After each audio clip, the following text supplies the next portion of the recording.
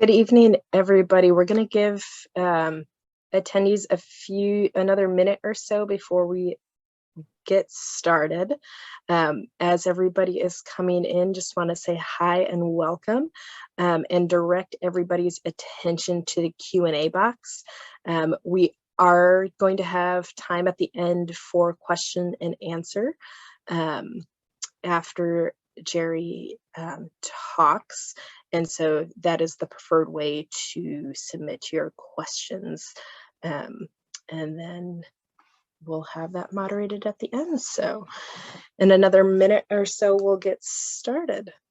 Thank you for joining us.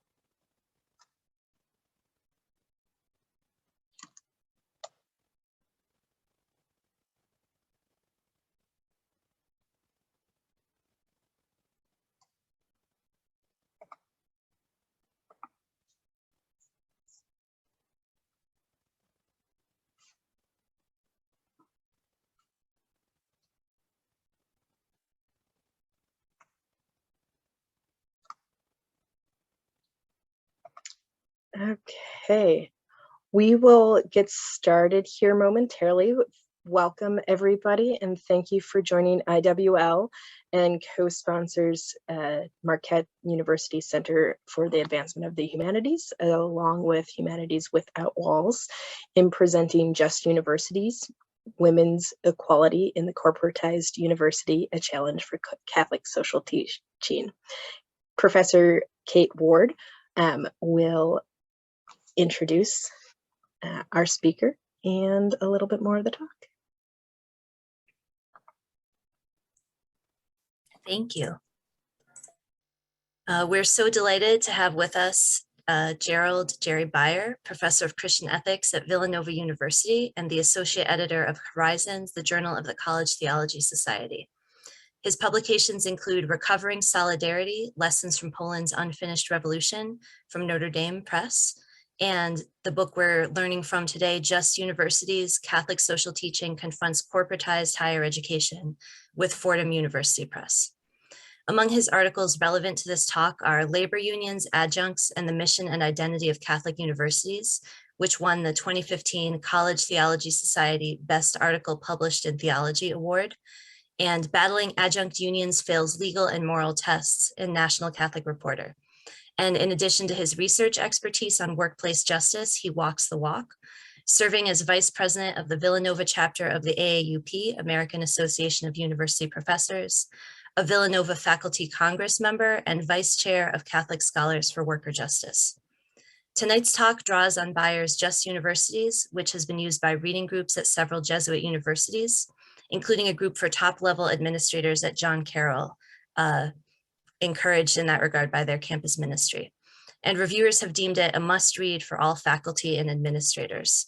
And as we are emerging from the pandemic and have had many occasions to examine our work life and question the normal that we may or may not be returning to yet, we're just so delighted to have Jerry Beyer with us to lead us through this much needed conversation. Thank you so much, Kate and Sarah. I'm really grateful for your hospitality, the invitation to speak with everyone this evening. It's an honor, a privilege, and I know that this is a really busy time of the year, so I'm especially grateful to those of you who could make it this evening to be with us. And for those who couldn't, I'm absolutely understanding of that, as we're all kind of in the crunch time, if you will, during the academic year. So tonight, as Kate said, I'm going to be drawing on my book, and I'm going to just briefly here explain the larger scope of the book and the premises. So if you allow me, I'll share something with you. So in the book itself, I address a number of issues, such as those that are here: recruiting, admissions, retention in light of the preferential option for the poor. I also talk about worker justice and the exploitation of adjuncts, which is actually missing from this slide, I'm sorry to say. One of the chapters is devoted to women's equality and gender justice and LGBT inclusion and the right to participation. I have a chapter on socially responsible investment and use of university resources. So I just wanted to give you a sense of the larger scope. So we're looking at one part, one component, important component, but one of the several that I treated in this book. And I just want to offer for us briefly the basic premises of the book, and so that you have a sense of the overall argument that I'm trying to make in this book. I argue that Catholic colleges and universities must teach Catholic social teaching and advance its vision for a more just, peaceful, sustainable world.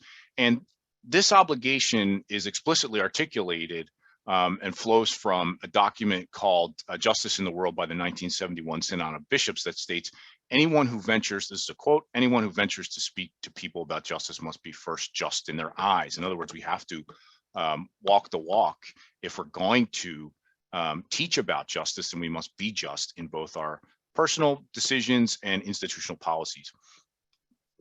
In my research, I concluded that many Catholic colleges and universities are doing a good job promoting justice outside their walls, i.e. in the world, in the broader society, which is obviously commendable.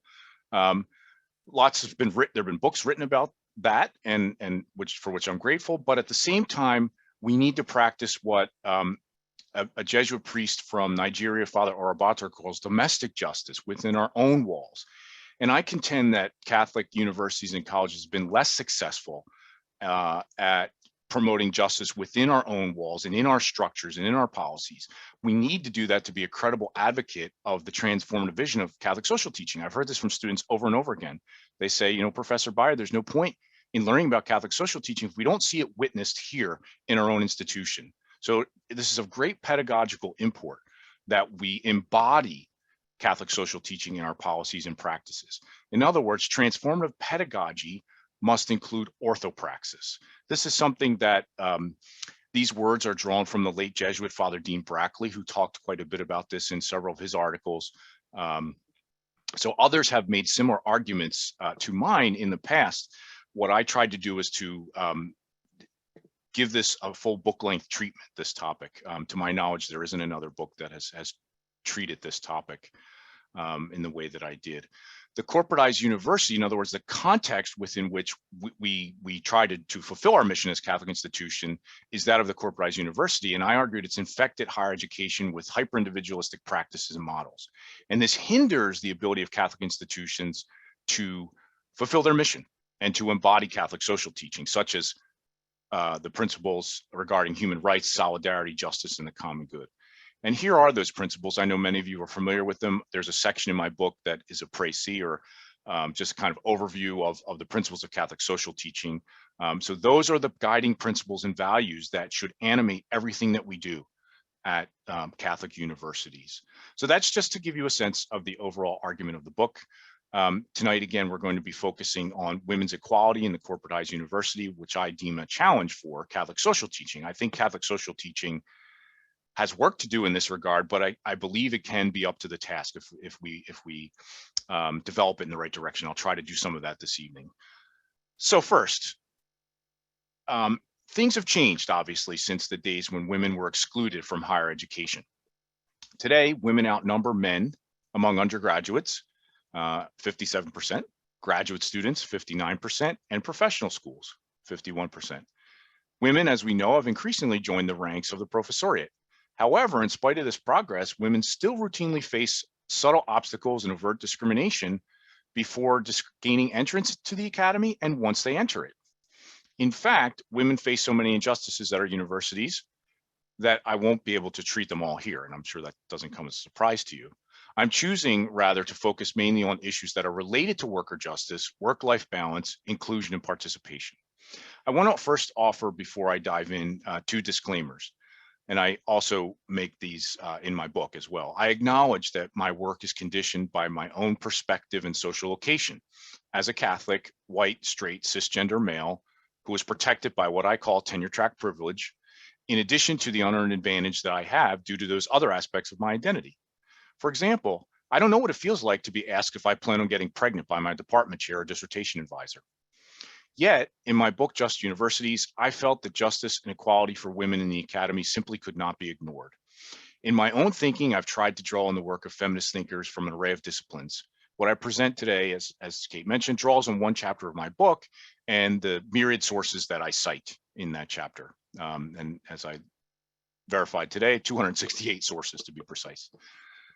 In addition, I also acknowledge that I personally do not face the pressure to keep a Catholic college or university financially solvent, a pressure that inevitably keeps many administrators awake at night. Some of the necessary policies for justice for women in the academy are costly, as I'll discuss, yet necessary if we're to become just universities, in my view. The first section I want to dive into is the section I call Catholic Social Teaching, a Help or a Hindrance. So I need to sort of lay some groundwork here. Before I delve into the specifics or some of the specific issues that women face in the academy, I want to consider the seemingly odd claim that Catholicism can help attenuate injustices for women in the academy. The church itself, marked by patriarchy and sexism, continues to exclude women from most leadership roles, as contemporary Catholic feminist theologians have pointed out. Catholic social teaching itself has not always attempted to ameliorate the plight of women in the modern world. Yet, pioneering Catholic theologians such as M. Sean Copeland, Maria Clara Bingamer, Margaret Farley, Ada Maria Sassi Diaz, Agnes Brazal, Christine Fira-Hinze, Lisa Sowell Cahill, and many others have shown how the resources of Catholic social teaching and the broader Christian tradition can promote women's rights and liberation. They're not exclusive, in other words. I contend that CST's principles and values can be marshaled to promote greater equity and justice for women in the academy. Moreover, as I argue in my book, and the Association of Catholic Colleges and Universities has explicitly stated, Catholic institutions must, quote, strive to incorporate CST, that's Catholic social teaching, into all aspects of their institutional life, end quote. In other words, there is a mandate to embody Catholic social teaching in our policies and practices. Historically, CST hardly helped women trying to make their way in the world of work. CST's teaching on a living wage long presumed the male breadwinner model. A male wage earner should earn enough to support himself, his wife, and children, according to the tradition. The husband's wages should enable his wife to remain home and raise the children. Pope John Paul II developed this tradition by insisting that women can and should occupy important vocational roles outside the home. In his 1995 letter to women, he expressed gratitude to women for the work they do, quote, in every area of life, social, economic, cultural, artistic, and political, end quote. St. John Paul also acknowledged that women still face discrimination in the workplace. He therefore advocated, among other things, quote, equal pay for equal work. Maybe I should read that again. Equal pay for equal work. You'll see why I stress that now. Protection for working mothers, fairness in career advancements, and equality of spouses with regard to family rights, end quote. Thus said John Paul II. Thus, John Paul provided some clear benchmarks for measuring whether or not women are justly treated in the workplace. Pope Francis recently echoed St. John Paul II, telling a group of Italian business executives that women's, quote, right to work and the right to motherhood, end quote, must be protected by, among other things, safeguarding the right to maternity leave. So the Catholic social teaching sees right to maternity leave as just that, a human right, which must be safeguarded. In his encyclical on work, Laborem Exercens, John Paul contends that women's career advancement should not be jeopardized for choosing to fulfill their responsibilities as mothers. Rather, the workplace and society in general must be structured in a way that recognizes the crucial role of motherhood in the family and for the common good, while enabling mothers to successfully undertake work outside the home without being penalized. The Pope also reiterated the tradition's earlier insistence on a family wage. According to Catholic theologian Christine Fira-Hinze, The Pope's discussion of the family wage in Laborem Exercens does not explicitly recommend that the wage earner working outside the home must be the male spouse. This is a plausible and welcomed interpretation of the encyclical, which signals development of the tradition on the family wage. Nonetheless, Fear-Hinsey correctly posits that John Paul's stress on the primacy of motherhood for women in accordance with their own nature and their feminine genius, those are his words, spells trouble, in my view. And I echo here Fear-Hinsey. John Paul contended that in accordance with their, quote, feminine genius, women are better equipped to fulfill the role of primary caregiver in the home. A woman's, quote, nature demands that she undertakes the role of mother at home without financially jeopardizing the well-being of her family or her own. From this ontological claim follows John Paul's policy recommendations for, quote, grants to mothers devoting themselves exclusively to their families. Note that there's no mention of grants to fathers potentially devoting themselves exclusively to their families. John Paul insists that economic necessity should not force a mother to work outside the home. He sees this as detrimental to both, quote, the good of society and of the family. Thus, he avers that, quote, women as mothers have an irreplaceable role. As Fear-Hinsey contends, the Pope's lack of similar emphasis on fatherhood and the domestic care responsibilities of males subvert his insistence that women can dedicate themselves fully to parenting and a career simultaneously. The concern Hinsey raises about CST's need to re-envision the roles of men and women in the household clearly applies to the academic workforce, as I will discuss below. Now I'm going to turn to what has been called the baby penalty in the academy and hostility to caregivers. So now I want to start taking a look at the way things are on the ground in the academy. Not all women who labor in the academy have children or other dependents, of course. But given that Catholicism sees family as, quote, first and vital cell of society, end quote, it is worth examining how women with families in the academy fare. In their book, Do Babies Matter? Gender and Family in the Ivory Tower, Marianne Mason, Nicholas Wolfinger, and Mark Golden argue that the academy is hostile to workers who have families.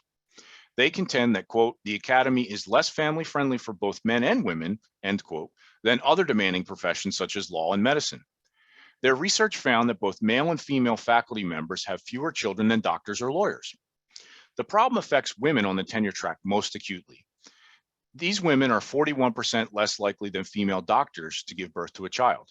They're also 35% less likely to have children than men on the tenure track. Only a third of women who begin the tenure track without having a child will ever have one of their own. The authors note that 45% of tenured women faculty do not have children compared to 26% of their male colleagues. And that includes either biological children or adopted children.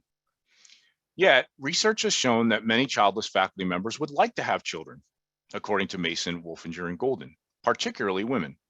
One study done at the University of California revealed that more than a third of women who do not have children, academics, that is, between 40 and 60 years, would like to have children, while only 22% of males in the same age cohort expressed a similar desire to have children. The authors contend that the academy, quote, has many unique job requirements, end quote, that hinder taking on the responsibilities of parenthood. They enumerate among them the need to relocate geographically for a university job, quote, the publish or perish imperative, end quote, and the pressure-packed period leading up to the all or nothing tenure decision in the academy, which, as they point out, is something that is unique to the academy. Furthermore, the American Council on Education, or ACE, notes women and faculty of color especially encounter, quote, ambiguous and contradictory criteria, murky and selective review procedures, and unmitigated stress, end quote, in the rank and tenure process. The AAUP, or American Association of University Professors, also draws attention to the fact that, quote, a lack of a clear boundary in academic lives between work and family uniquely impinges on professors. A growing body of evidence indicates that professors increasingly suffer deleterious physical and emotional consequences from the stress caused by working in corporatized universities. Having children or other dependents may, in some cases, just be one too many stressors. Whether or not a career in the academy is more hostile to having children than other professions, which may be debatable, there is compelling evidence that exists that women in the academy are penalized for having children. Graduate students appear to be aware of the problem. as the vast majority of women and most men in graduate studies view careers in the academy, especially at research universities, as inimical to family life. Women especially worry that their future employers will perceive them as inferior academics if they are pregnant or have young children. Do Babies Matter, the book I referred to earlier, relates infuriating stories about women being discriminated against or blackballed on the job market. In her book on increasing faculty diversity, Joanne Moody cites 2 studies of almost 1,000 letters of recommendation, which revealed that women's acumen and accomplishments are often downplayed in favor of descriptors such as, quote, caring, refreshing, and diligent. These are, mind you, women who have advanced degrees, often PhDs. Women with young children under 6 are, quote, 21% less likely to land a tenure track position, end quote, than a female without children, and 16% less likely than a comparable father. Women with doctorates who have young children are 132% more likely than men with a young child to belong to the contingent faculty. Paradoxically, the poverty wages that adjunct faculty earn, as I discuss in detail in my book, makes raising a child all but financially impossible for women who are adjunct professors and do not have a partner earning a decent salary. Whether they have children or not, women have a 21% less chance of earning tenure than men. Women on the tenure track correctly perceive disadvantages for being caregivers, feel pressured to sacrifice time for family, and sometimes see the tenure system as, quote, designed for males. Young children especially hurt women's chances for tenure. In short, women in academia face, quote, prejudice against mothers and future mothers, end quote. That's a quote from Do Babies Matter. The neoliberal corporatized university will employ women and use their skills as much as men, so long as they are, quote, unencumbered by husbands and young children, end quote. And I would add elders who may be in their care. In short, children and elder dependents are seen as a burden, an impediment to productivity, not a gift from God by many denizens of our universities. In the neoliberal corporate university, nothing must impede the academic and financial production machine. So this is what the landscape looks like more broadly in the United States and elsewhere, I believe. So how does it look at Catholic universities? Do Catholic universities provide more support for women in the academy and families? One would hope, given the teaching of the church about family, that Catholic institutions are more family friendly and promote the ability of women, and men, I should add, to succeed in the academy and be caregivers. I treat this question more fully in my book. Let me summarize here, and let me get right to the point. Catholic universities vary. In their helpful examination of this issue, Catholic ethicists Bridget Burke-Revisa and Karen Peterson-Iyer concluded, quote, women are not adequately supported in academia, even at Catholic universities, in spite of that tradition's professed commitment to the health and well-being of families, end quote. They point to a study, which is somewhat dated at this point, that highlighted the top 29 family-friendly US colleges and universities, which had policies such as flex time and part-time work, benefits for part-time workers, job sharing, family leave, on-campus childcare, quote, sensitivity training about work-family issues, end quote. According to Burke, Revisa, and Peterson-Iyer, quote, there is nothing in the study to indicate that Catholic schools are progressive and pushing family-friendly agendas on their campuses, end quote. In fact, quote, family-friendly institutions are significantly more likely to be public institutions than religiously based institutions. So I mentioned that the study they looked at is somewhat dated. So I found some more data in the Chronicle of Higher Education's report, Great Colleges to Work For. And as I was writing, I was looking at the most recently available one at the time was the 2015 survey, which is important, perhaps the most comprehensive of its kind, because it entailed surveying 43,500 people at 278 different institutions. It does have one glaring weakness I'd like to point out. It's not sent to part-time family, and I think that's a serious lacuna.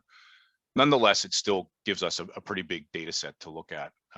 Of the 42 institutions of higher education recognized by their faculty and staff for promoting work-life balance, the category most aligned with family-friendly policies, only 2 are Catholic: St. Leo University and University of the Incarnate Word.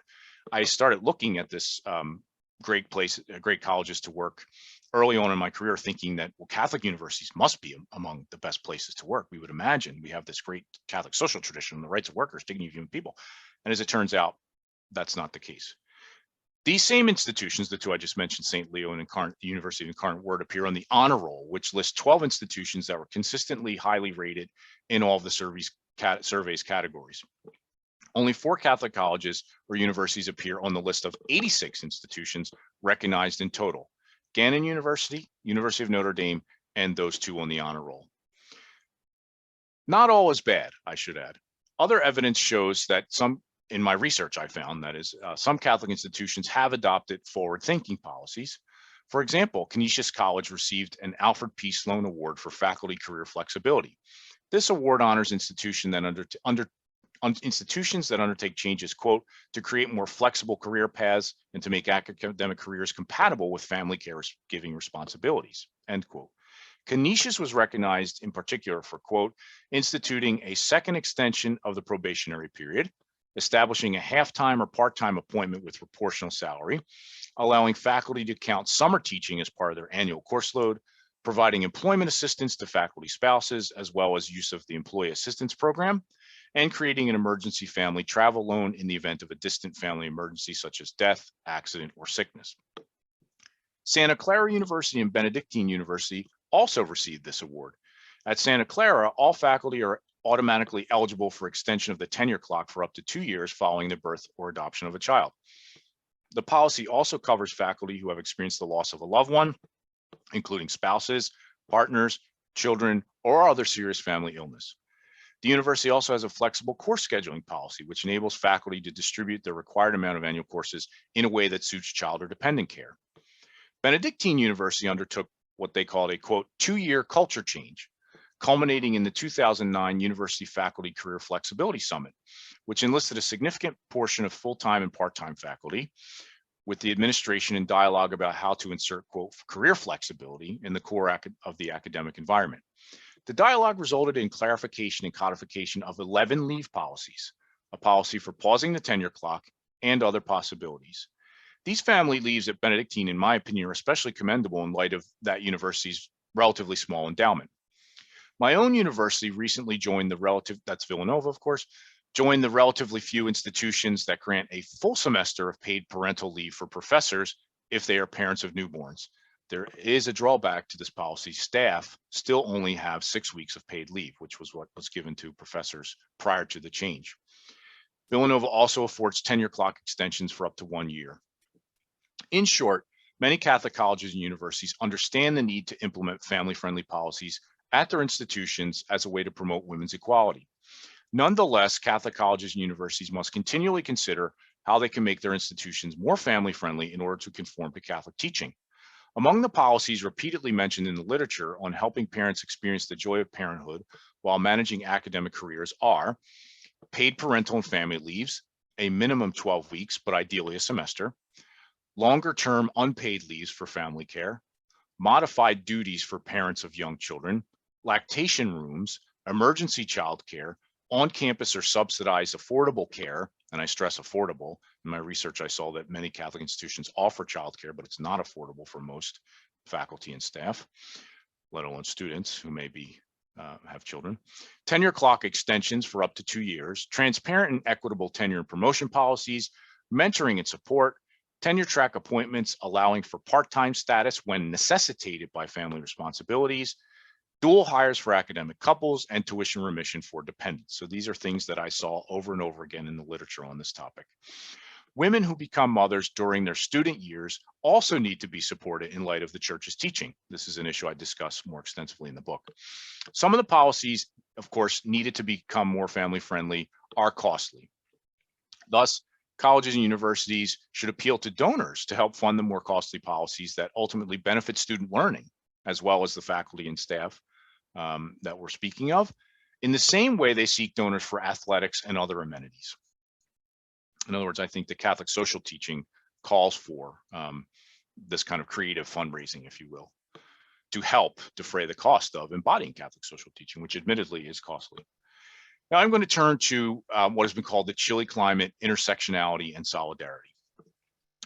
women continue to experience unjust gender bias and discrimination in the academy, whether they are caregivers or not. In general, women are underrepresented at every academic rank, except, tellingly, that of adjunct professor, and less likely to obtain tenure. As in the case of students of color, women students have a disproportionately small pool of women faculty mentors, as the proportion of women full-time faculty members is only 42% nationally. On the other hand, women comprise 55% of the exploited adjunct faculty labor pool. Scholar Mark Bousquet argues that women recognize the casualization of the academic workforce as a feminist issue because, quote, the sectors in which women outnumber men in the academy are uniformly the worst paid, frequently involving less autonomy, as in writing instruction, where the largely female staff is generally not rewarded for research, usually excluded from governance and even union representation, and frequently barred even from such basic expressions of academic discretion as choosing course texts, syllabi requirements, and pedagogy, end quote, from Bousquet. According to new faculty majority executive director Maria Maesto, the notion of self-sacrificial service, end quote, the fallacy of teaching for love are often used to justify exploitation of contingent faculty, particularly in disciplines most heavily represented by women. Even the most dedicated adjunct professors have less time to mentor as they shuttle from institution to institution to make a living. This situation in turn adversely affects female students, whose success correlates with the prevalence of women faculty mentors. Gender-based injustices do not only affect part-time faculty, though of course they do, as I just articulated. The average pay of full-time male professors at four-year private institutions is almost $18,000 more than what full-time women earn. As women ascend each rung of the ladder in the academy, their number wanes. As recently as 2014, women only represented 31% of all full professors nationally. Women also occupy only 27% of all university presidencies and about 36% of university board seats. And I'll return to the significance of those numbers in due course. Research shows that search committees often exhibit biases against female candidates. In addition, women face a disproportionate unfair service burden, which hampers their ability to advance in rank and obtain grants as successfully as males. This phenomenon partly explains why men still hold 75% of full professorships, and why it takes on average several years longer for women to attain the full professor rank. Leading scholar Anne-Marie Vaccaro contends that, quote, while the oppression of women may not look exactly like it did when Hall and Sandler began writing about the chilly climate, which was in 1984, it is still present in multiple manifestations, including violence against women, everyday sexism, objectification, and benevolent sexism. These manifestations are common on college campuses, end quote, from Vaccaro. She notes that according to one study, women face one or two instances of what she calls everyday sexism weekly on campuses. Weekly. Such occurrences may include, quote, gender role stereotypes and prejudice, degrading comments, and objectification. Vaccaro enumerates 8 types of gender microaggressions that continue to, quote, create chilly climates on campuses for women. First, sexual objectification. 2, second-class citizenship. 3, assumptions of inferiority. 4, assumptions of traditional gender roles. 5, use of sexist language. 6, denial of the reality of sexism. 7, men's denial of individual sexism. And 8, environmental microaggressions. According to Vaccaro, sexual objectification includes a range of behaviors from referring to women as body parts to sexual violence. And again, she's speaking about the academy. Some people on campuses send messages to women conveying that they are inferior intellectually, physically, or emotionally. This may play out, for example, through dissuading women from participating in sports or majoring in STEM fields. I just saw, as an aside, that the president of Mount Holyoke College just addressed this prejudice against women in STEM fields today. Women are still sometimes expected to shoulder, quote, feminine tasks, such as cooking or cleaning up after events, caring for others, etc., while men do not. The absence of women in leadership roles and curriculum design can constitute examples of what Vaccaro calls environmental microaggressions. Finally, men may either characterize women as, quote, being too sensitive about sexism and depression and or deny their own sexist behavior. Vaccaro has also described research indicating that men, Particularly white male students exhibit, quote, hostility toward diversity efforts, resentment of liberal bias, and symbolic racism, end quote. It appears that far too often men are interested in protecting their white male privilege rather than promoting inclusivity and participation of people who have been marginalized in the academy. Vaccaro and others rightly inject intersectionality into the discussion of sexism and gender discrimination on campus. As she states, quote, chilly climates continue to exist, particularly for women with multiple marginal identities, end quote. Patricia Hill Collins and Seema Burge argue that utilizing the, quote, analytic tool of intersectionality allows us to see that campuses can have even chillier climates for, quote, women of color, non-traditionally aged students, end quote, women outnumbered by men in their majors or fields, women with disabilities, and lesbian, bisexual, and transgender students.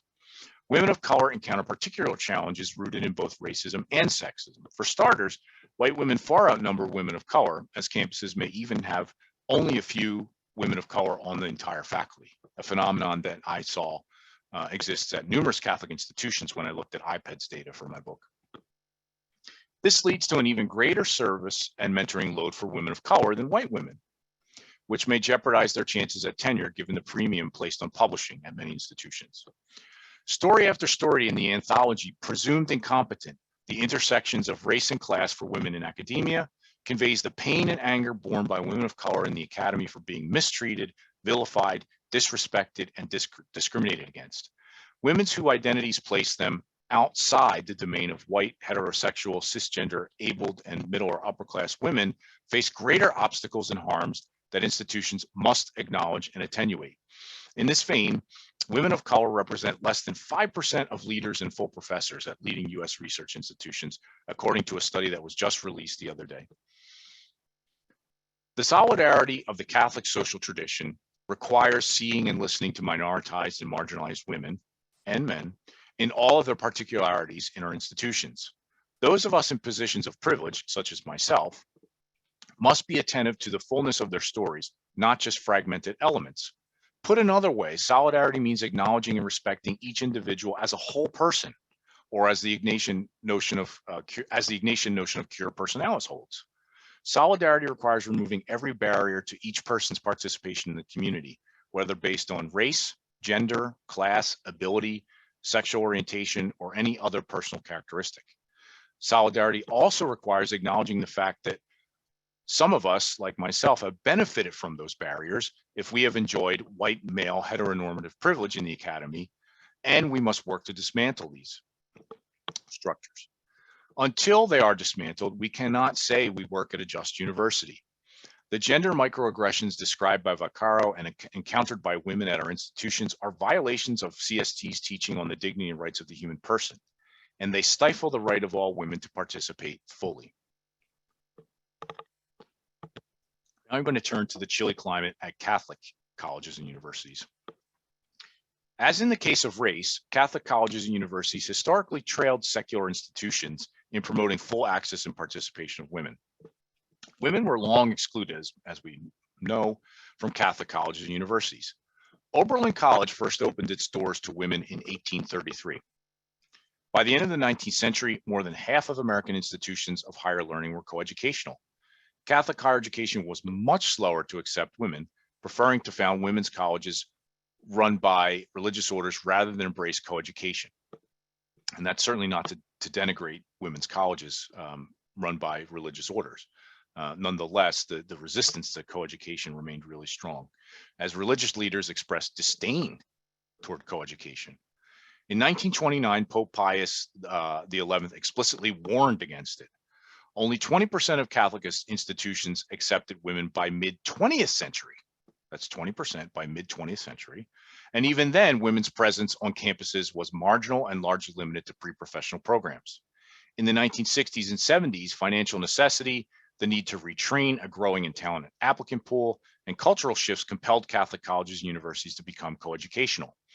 As Susan Polson and Loretta Higgins state, Catholic institutions of higher learning finally, quote, dropped their identities as all-male institutions, end quote, between 1965 and 1975. A little late to the game when you think about the fact that Oberlin accepted women already at the end of the 19th century. Georgetown University finally admitted women into the College of Arts and Sciences in 1968. Undergraduate women could enter any program they desired at Boston College for the first time in 1970, the year I was born. After a failed bid to merge with St. Mary's College, Notre Dame became coeducational in 1972. Women continued to face discrimination in admissions and social stigma even after they were admitted to these institutions. Women have fought for and achieved significant progress at Catholic colleges and universities. For example, in 1973, faculty and staff pressured Boston College to found one of the first women's centers on a Catholic campus. Today, such centers are commonplace among Catholic institutions, thankfully. Although their numbers are relatively small, a growing number of women have assumed presidencies at Catholic colleges and universities.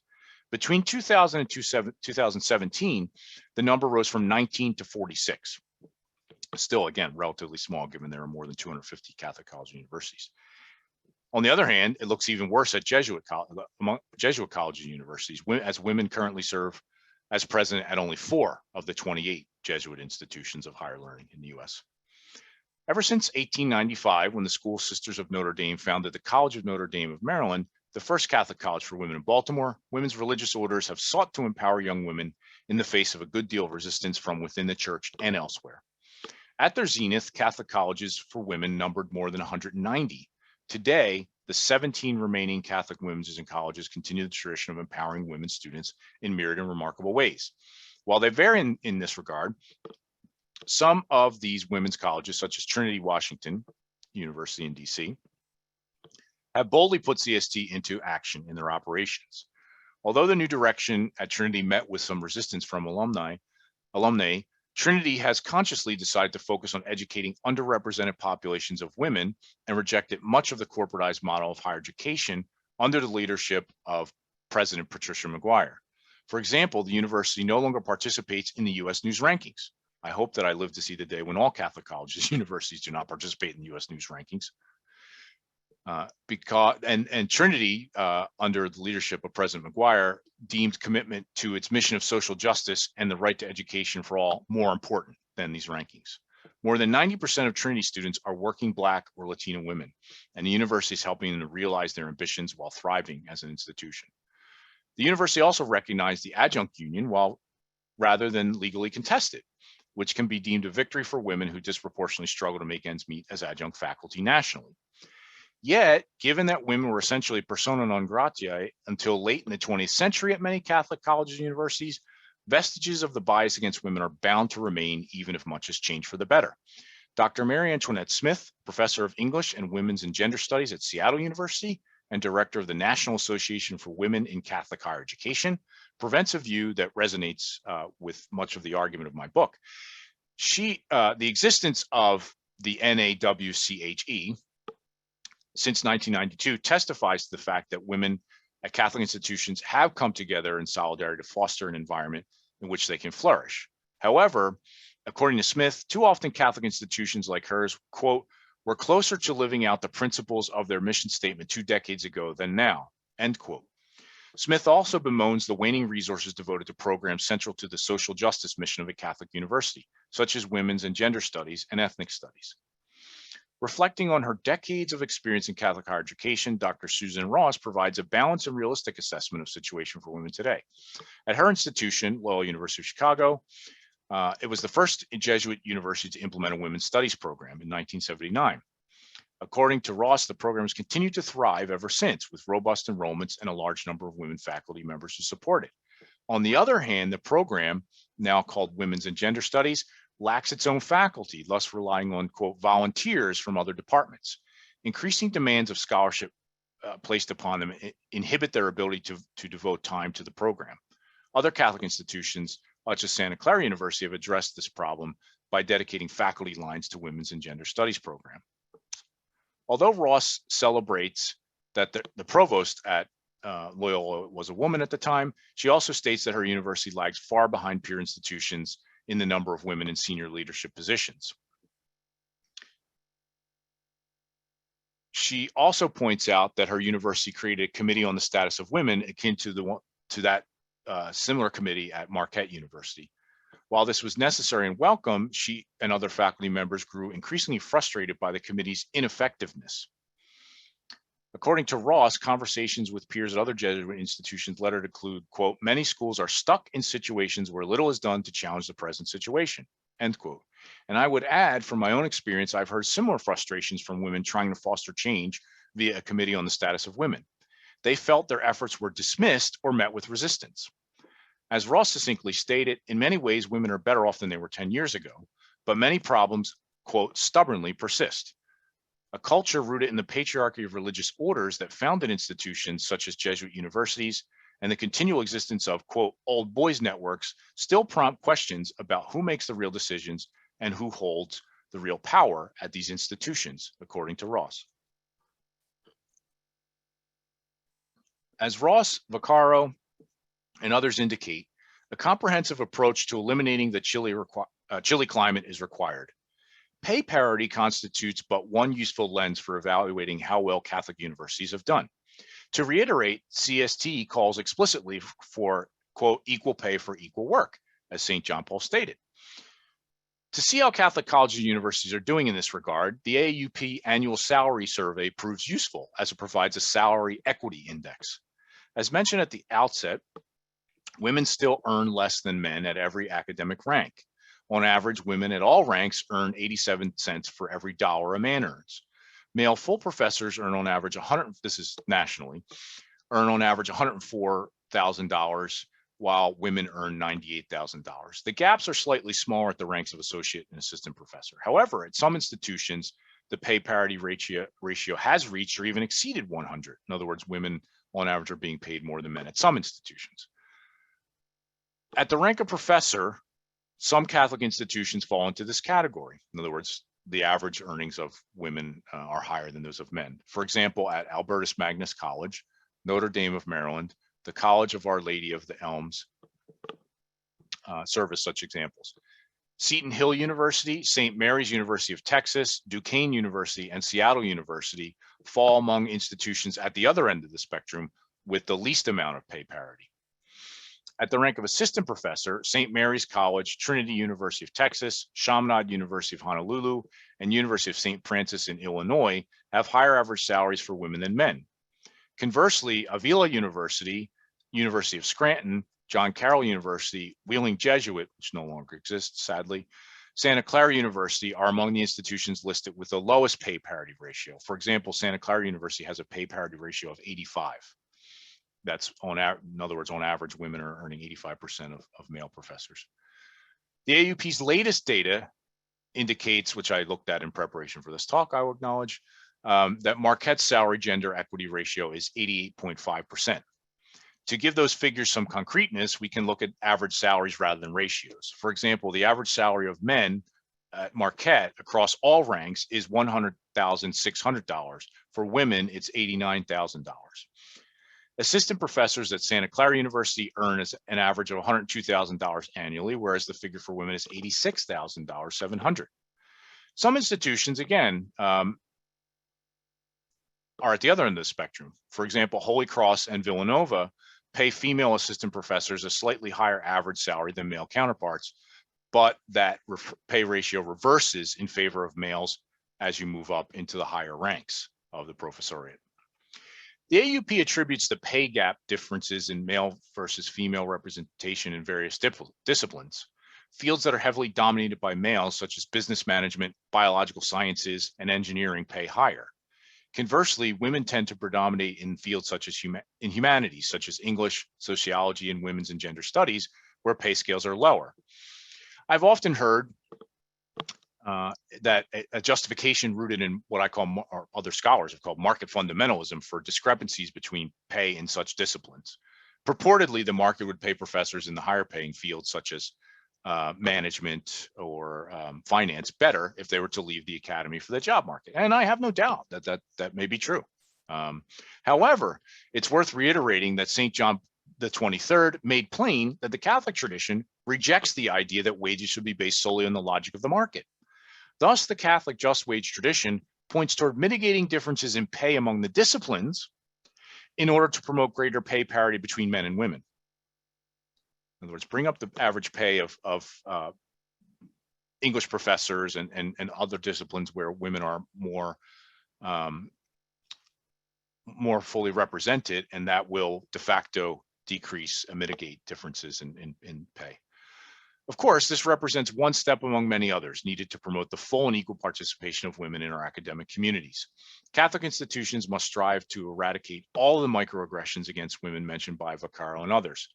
I cannot provide a comprehensive list of solutions here. Let me briefly enumerate some of the key steps appearing repeatedly in the literature that I surveyed. For starters, Catholic colleges and universities that do not already have a standing commission on women should institute one. While commissions and their periodic reports are not a panacea, they do, quote, enhance the awareness of problems women face in the university and, quote, provide a good platform for all parties to communicate.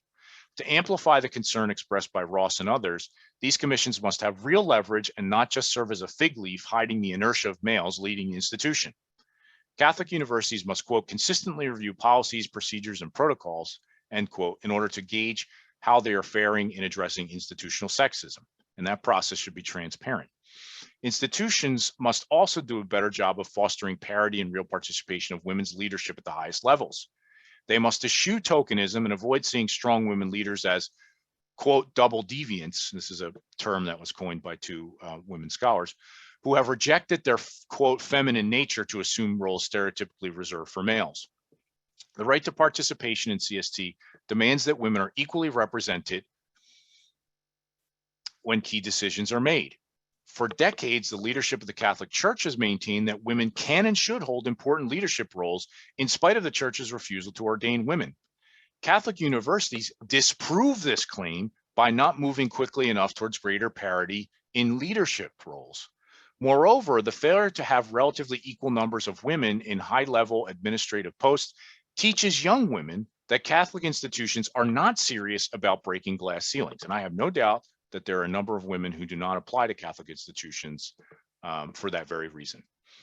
Hiring processes can be tailored in numerous ways to decrease the chance of bias against women. For example, the AAUP suggests not penalizing for gaps in, quote, productivity on a resume during childbearing and child rearing years. In addition, department chairs can ensure that women staff and students from underrepresented groups have a voice in the search process. While increasing the presence of female faculty on campus is important, institutions must also, quote, move beyond their frequent focus on statistical parity so that they can include how different women may experience a campus climate, end quote, as Vaccaro maintains. In other words, institutions must, quote, support women as they organize around intersectionality, in Vaccaro's words. Campus centers, organizations, programs, and departments focusing on women's issues must be maintained to shine a light on women's issues. They must also ensure a safe and welcoming environment for women across all backgrounds and identities, including lesbian, bisexual, and transgender women. Studies show the overwhelming majority of transgender students experience harassment on college campuses. Significant numbers of LGBTQ students, faculty, and staff do as well. Unfortunately, I do not believe that the situation is any better at Catholic schools and may in fact be worse, as I discuss in my book. Fortunately, the proportion of Catholic colleges and universities women's studies programs well exceeds the national average. As Tara M. Tuttle argues, Catholic institutions of higher learning recognize shared values with pedagogical approaches in women's and gender studies, such as the pursuit of justice and truth and solidarity with others. But the point Vaccaro raises about intersectionality surely represents an area of growth for some of them, as I have determined in my research. Moreover, Ross's concern about understaffing and underfunding women's and gender studies programs must be addressed. In short, institutions need to devote significant attention and resources to creating a culture and policies that are, quote, women and family friendly, end quote, as Ross maintains. This task remains urgent for the well-being and dignity of women. And now, a brief conclusion. Unfortunately, I've left many crucial components of justice and equality for women in the academy unaddressed in this brief talk. For example, sexual violence, i.e. sexual assault and rape, on college campuses remains an egregious affront to the dignity and rights of human persons, even if some progress has been made combating these crimes. College campuses are among the most dangerous places for women in the United States. As we know, 1 in 5 women and 1 in 14 men are sexually assaulted while in college, with even higher rates among female, bisexual, and transgender students. Unfortunately, some Catholic institutions of higher education have come under scrutiny by the Office for Civil Rights, of the Department of Education for mishandling sexual assault cases in recent past. Moreover, as I argued in Just Universities, drawing on the work of scholars like Donna Freitas, Elizabeth Vasco, and Jason King, discussions about sex and sexual assault are too often swept under the rug at many Catholic colleges and universities. Again, some Catholic institutions have implemented successful sexual violence awareness programs, but much remains to be done. In closing, let me reiterate that while women have admirably achieved real gains in the academy, we are far from being able to say that universities are just for all women.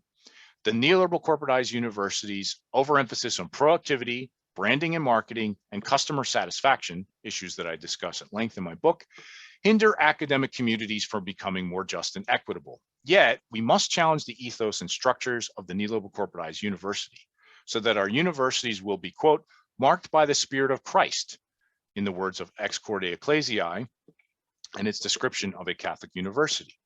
To be marked by the spirit of Christ must include women's equality and justice for women. For as feminist theologian Rosemary Radford Ruether has written, Jesus, quote, can be recognized as a figure remarkably compatible with feminism, end quote. As Ruether states, quote, women play an important role in this gospel vision of the vindication of the lowly and God's new order, end quote. May we, especially at Catholic colleges and universities, seek to follow Jesus' example in promoting the status, rights, and respect women deserve as we seek to fulfill our mission of educating for the common good. Thank you very much, especially for your patience in listening. I know that was a lot in a relatively short amount of time, so thanks. And I'll be happy to answer questions that anyone has.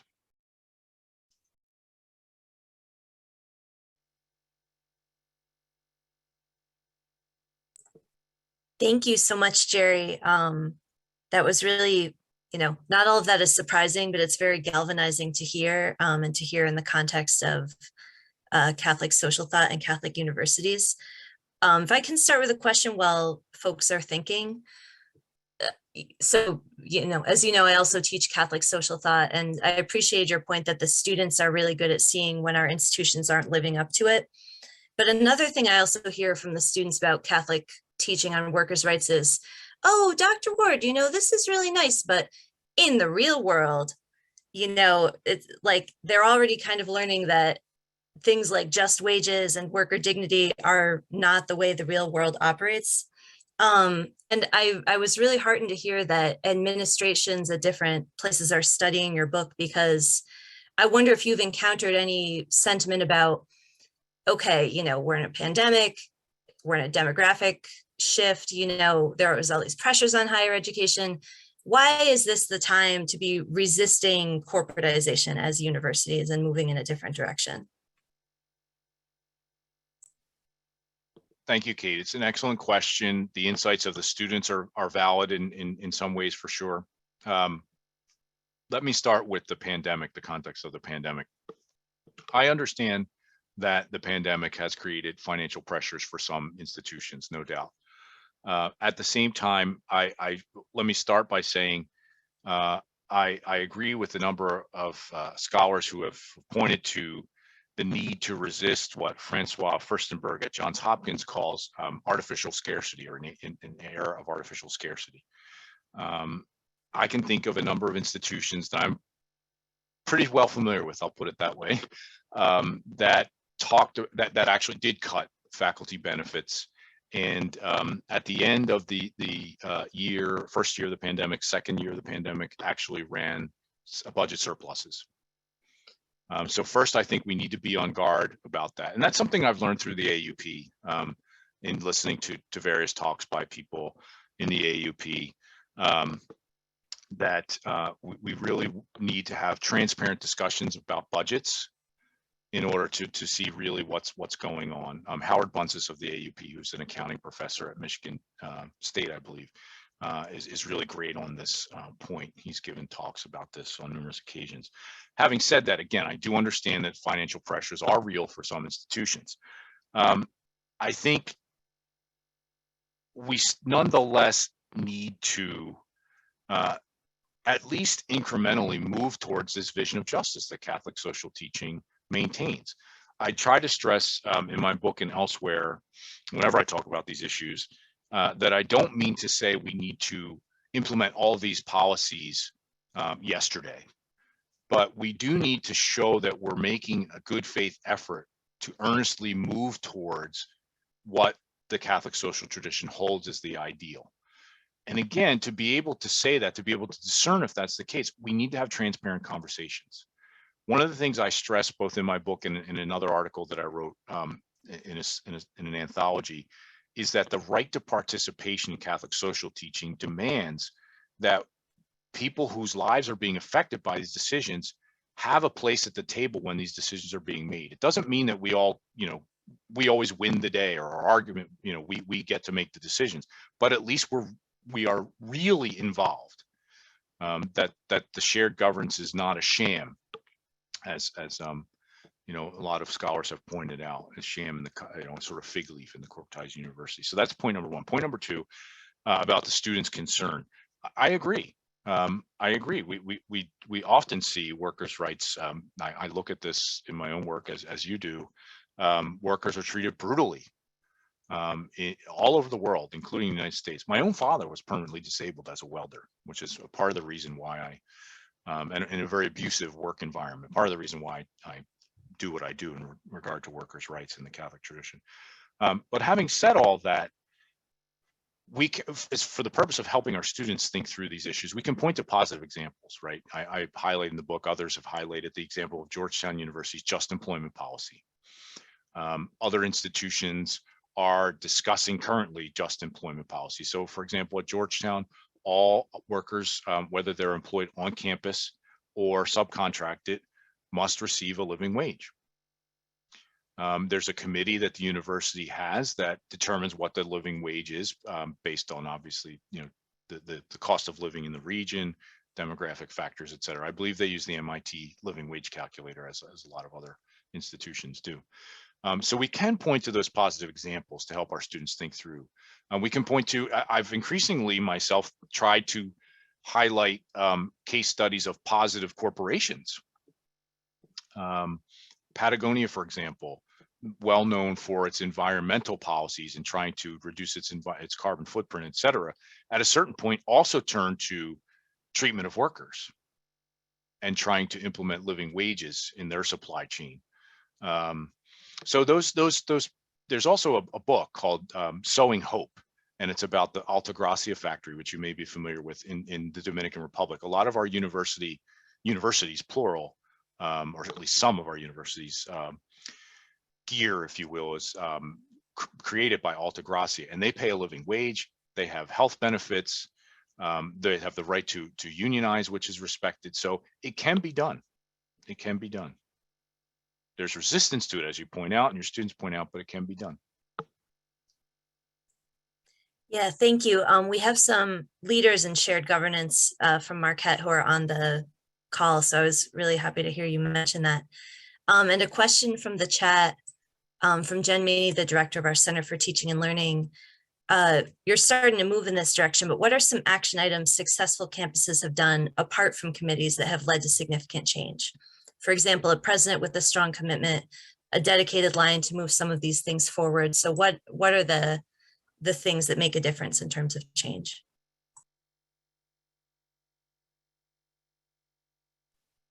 Well, the example of a president is a good one. I think it takes strong leadership.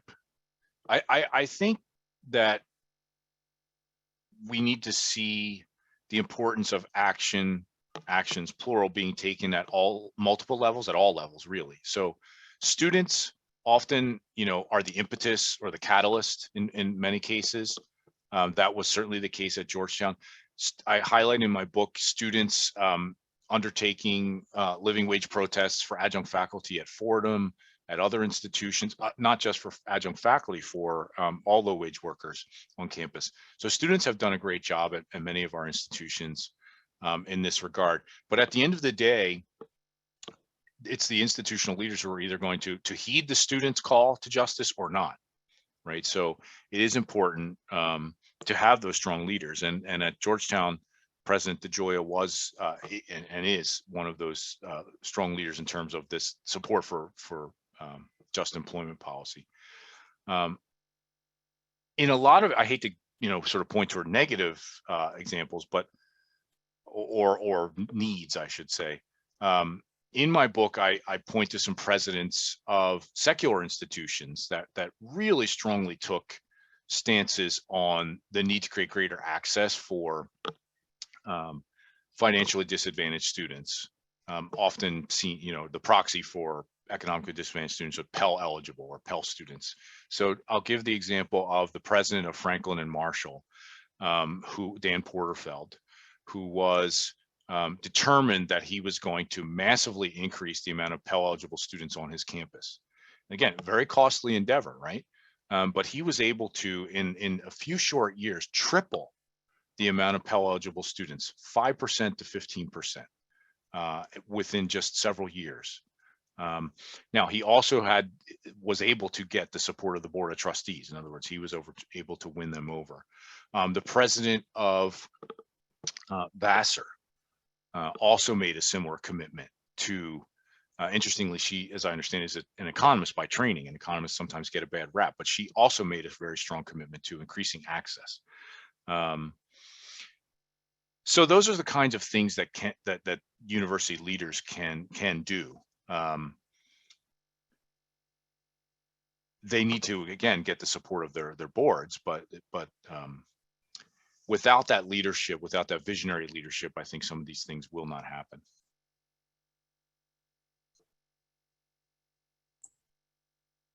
Yeah, great, thank you. And another question from Amber Wachowski.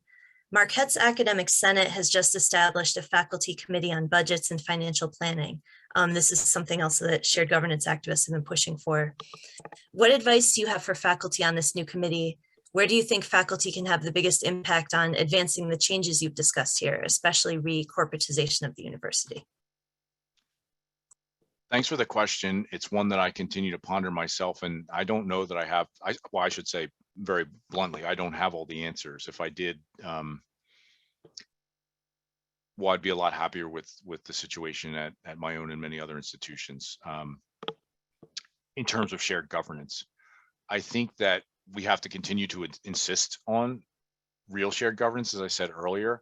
Let me also add, by the way, that one thing I learned over time throughout my career is that faculty are also a big part of the problem. And this is something that I stress in my book. One of my mentors, our common mentor, James Keenan, also writes about this in University Ethics, that faculty often remain siloed in their own disciplines, in their own work. They don't want to get involved in shared governance. And this is really unfortunate because it's easy to dismiss the voices of a handful of faculty. But when you have large numbers of faculty who share similar views, similar concerns, it becomes much harder. I learned from the current president of the national AUP, Irene Mulvey, who's a mathematics professor at Fairfield University. I learned from her in a presentation that she gave, and then in a conversation I had with her afterwards, about the power that faculty can have when they galvanize enough people. At Fairfield, I'm not sure if it's the case anymore, but at the time they had an AUP chapter of 150 plus faculty members. And when there were cuts to faculty salary and benefits, those 150 or so AUP members came together at various locations, made signs, and showed up at the university's academic convocation en masse with those signs and unfurled their banners and things of that sort. We academics, for starters, we often don't like to see ourselves as workers who need to sort of build worker solidarity, but we are workers, and we do need to build worker solidarity. We cannot remain siloed. I like the phrase that Henry Giroux uses in his book, Neoliberalism, the War on Higher Education. We cannot be gated intellectuals. We have to join together in large numbers. So I think, and I learned this from a colleague, a senior colleague a number of years ago, finding allies across the entire university. And again, it's not an us versus them proposition. I'm not saying that all administrators are bad, all faculty are virtuous, not at all. because we can have allies among administrators, and hopefully administrators can have allies among faculty to together, serve the common good in our higher education institutions. Thank you. There's another question. Can you talk more about boards of trustees and their role in all of this? Well, I mentioned in the talk that boards of trustees are still vastly dominated by men. They're vastly dominated by white men. They're vastly dominated by white men from the corporate world and the legal profession. That's a problem, in my view. Why is that a problem? Again, I'm not demonizing people in those professions. Those are extremely noble and valuable professions. The issue is that very often people on our boards, and here I'm standing on the shoulders of giants of Catholic higher education, like Father Bill Byron, who was president of three or more Catholic universities. Sister Alice Galen, the former president, longtime president of the Association of Catholic Colleges and Universities and scholar of Catholic higher education, has written much more than I have about it. And many others who have said, when boards became predominated by lay people, there was a good element to that, positive element, because lay people brought expertise from their fields that were necessary to engage in fiscal responsibility, endowment building, et cetera. But they lack and continue to lack a deep understanding of Catholic social teaching, or perhaps know nothing about Catholic social teaching. So this is a problem. What I write in my work about is what I call culture clash.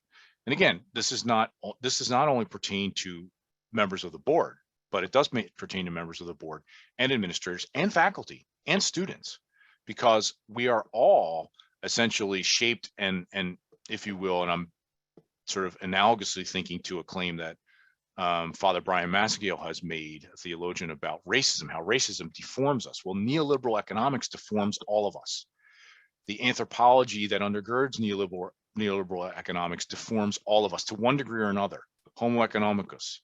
We're all taught that this is the way we should behave. We should behave as rational self-interest maximizers. And if we hear that over and over again, the research shows we'll begin to believe it and start acting that way.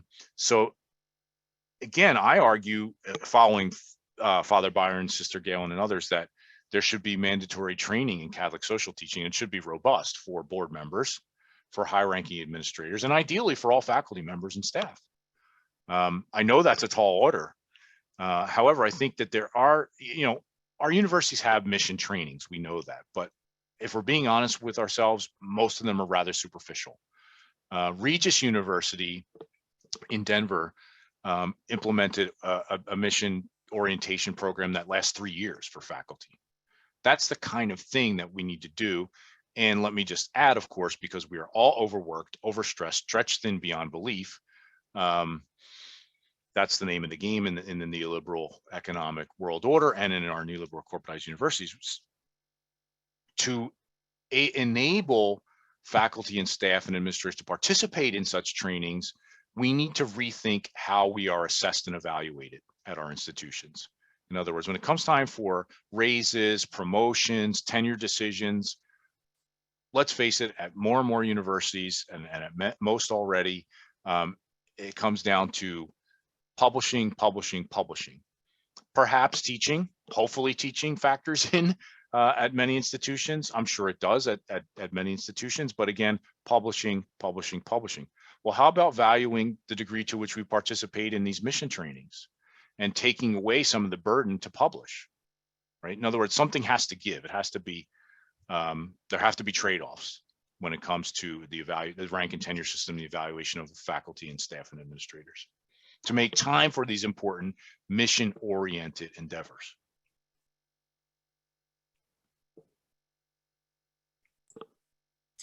Yeah, I really appreciate that. I was thinking about academic colleagues I know, not just here, who are non-Catholic people working at Catholic universities, who experience the Catholic mission as workers as something that is negative, negative entirely for them, because whether it's healthcare or they're LGBT or, maybe it's just, why do my students need to take this core? They're going to be engineers.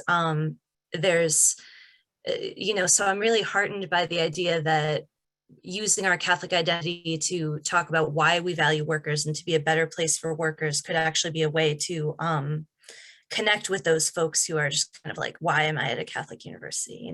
Why is this happening to me? Have you, in your shared governance work, have you been able to have those types of conversations with folks around CST?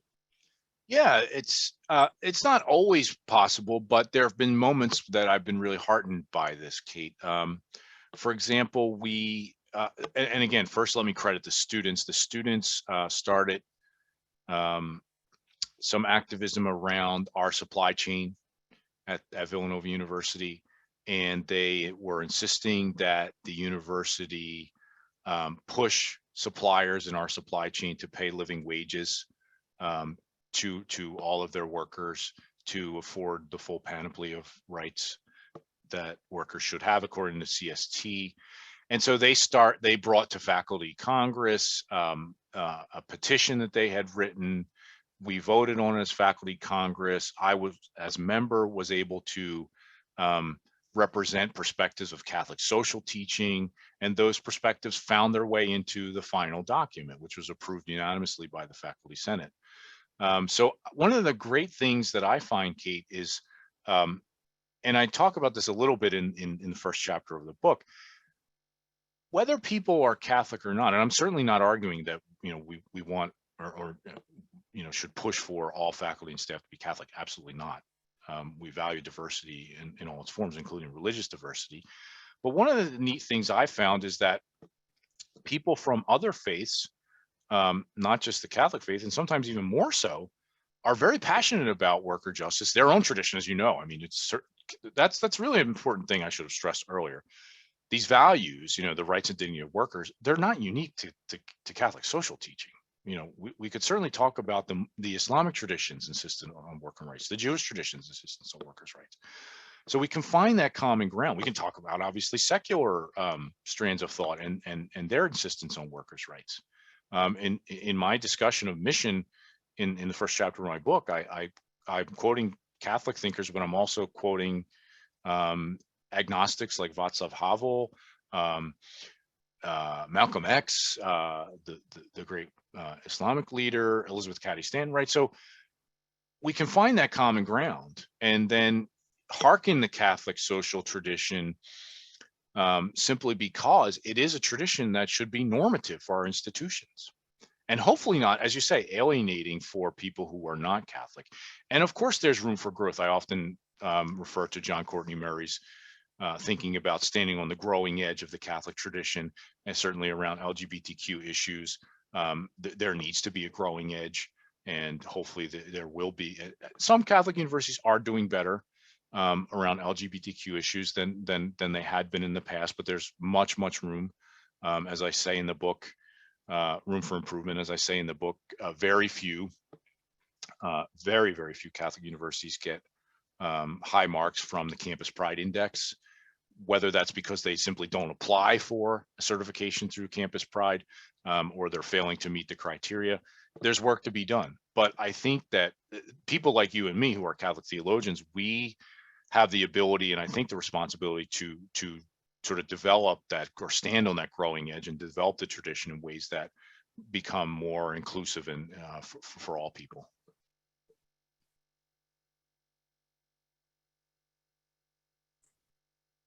Yes, absolutely.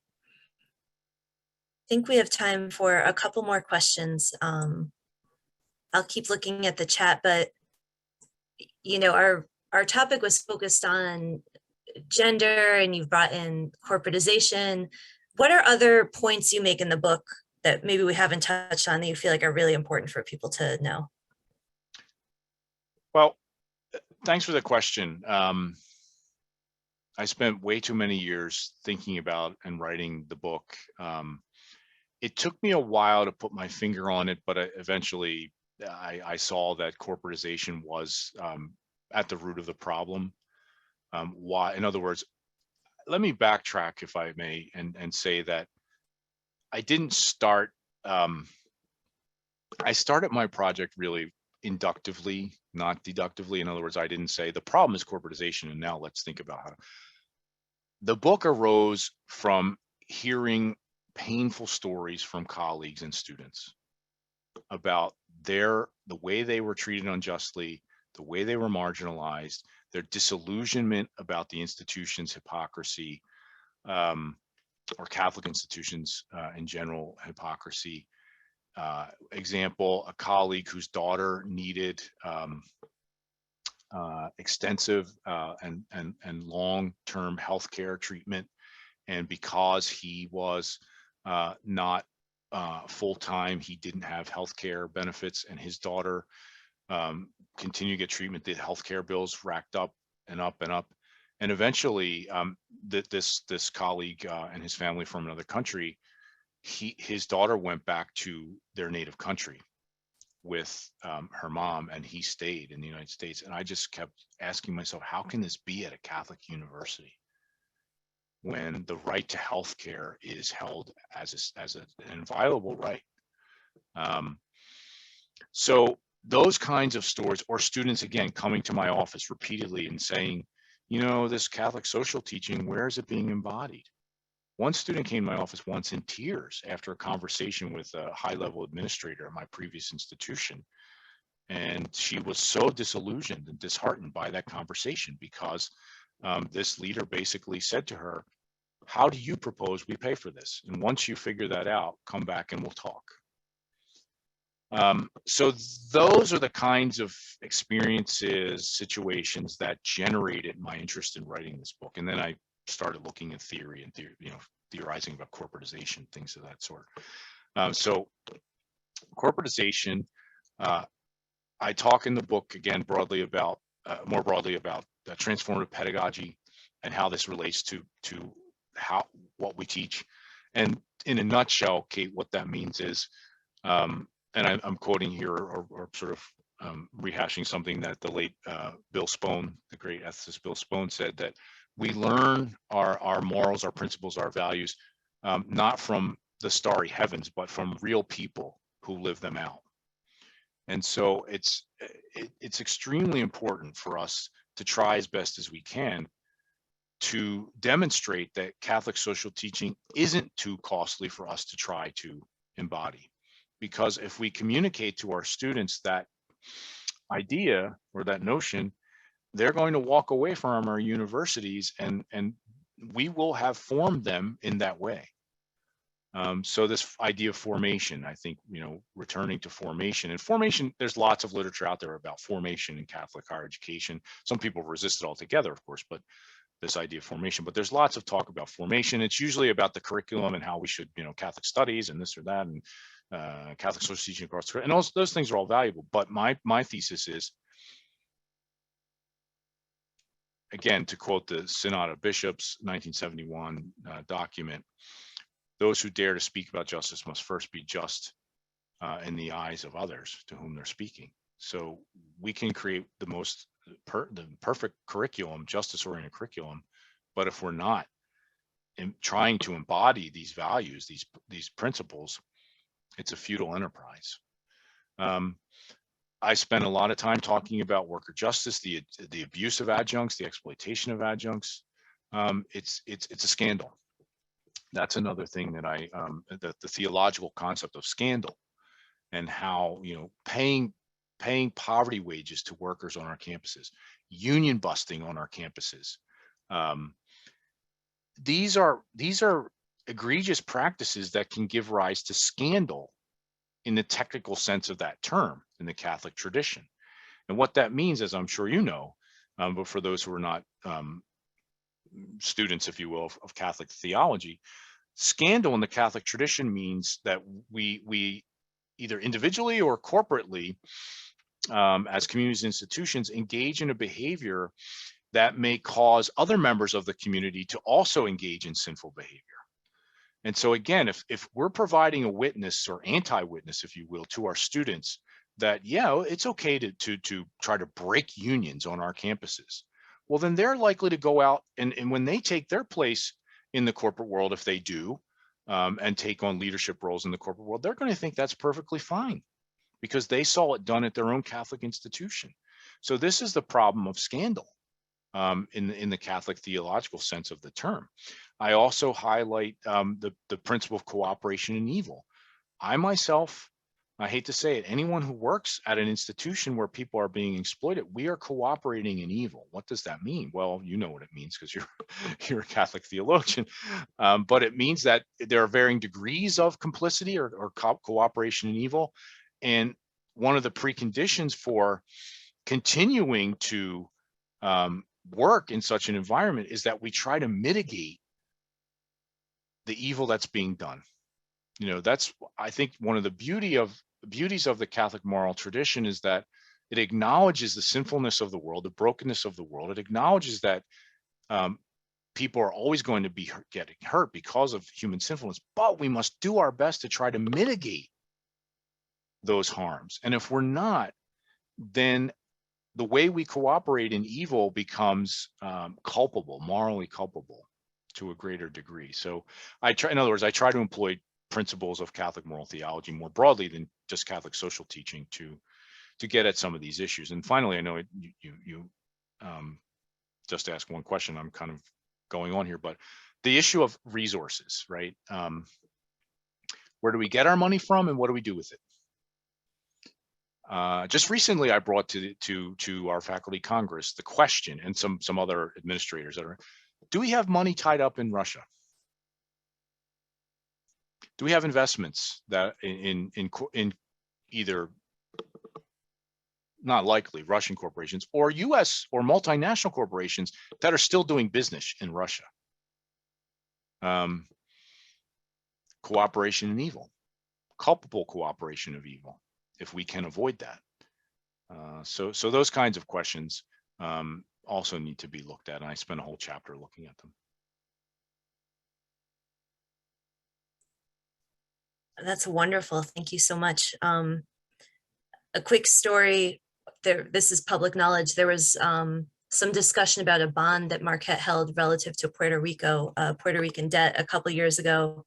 And I was teaching Catholic social thought at the time. I thought my class might like to discuss it. So I came in and brought it up, and they presented me with a petition to sign and news about a rally that was being held that day. So we're so lucky in a way to work at universities that are part of this intellectual tradition, you know, which we have as a tool and a resource to, like you're saying, help push, you know, incrementally towards being more just and fair places to work and study. So thank you so much for what you've laid out for us. And I want to direct folks to the chat. If you're on the phone, I believe this will be part of the recording, but Sarah has shared a discount code for Jerry's book, and she's also going to hold a raffle for 2 copies of it right now, I think.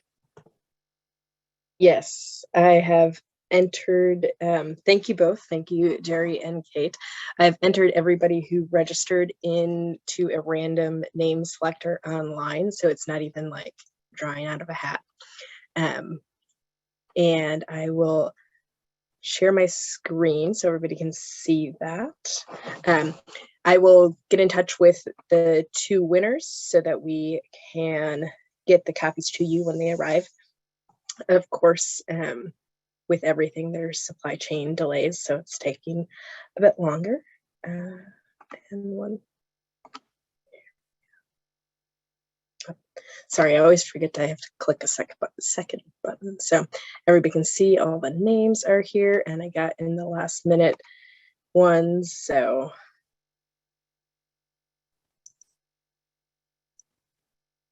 oh, where did it go?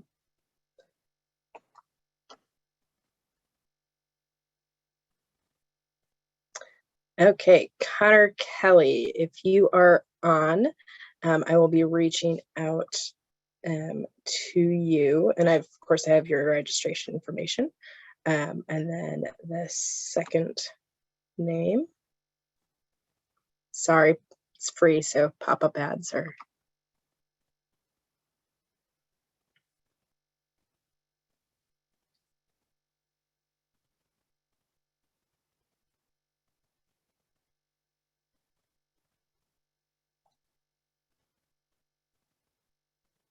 And if for any reason anybody declines a copy, I'll run this again and reach out to any backups.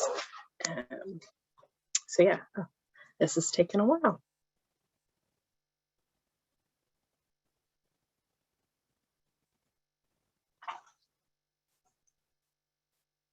Okay.